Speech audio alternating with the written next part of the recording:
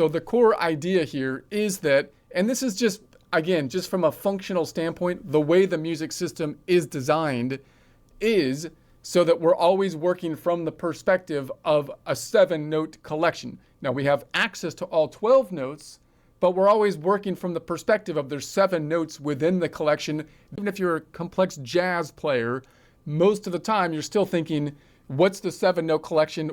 So that then is the way the DAW system should basically be designed as well, giving us basically 2 dials so that we can write down our information from relative perspectives and then adjust that information in a way that's most musically aligned, kind of like a Rubik's Cube should be snapping, should be rotating in that format.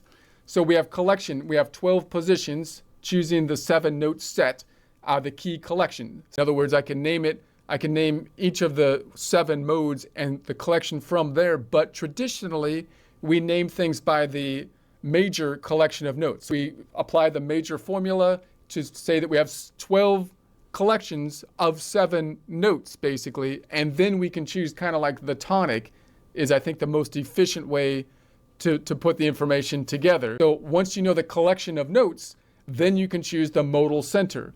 Like there's 7 notes in the collection. You can Nashville number them 1 through 7, which has a permanent modal name, Ionian, Dorian, Locrian nodes.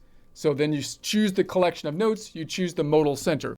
Change either dial, no rewriting, the view remaps automatically. So in other words, if we write all of our music, even if it's not in a DAW, with relative perspective, then I don't have to do anything to transpose. All I have to do is say, I'm going to change the collection of notes from C major to D major, and everything is already written in a way that you can see it, even if you write it by hand.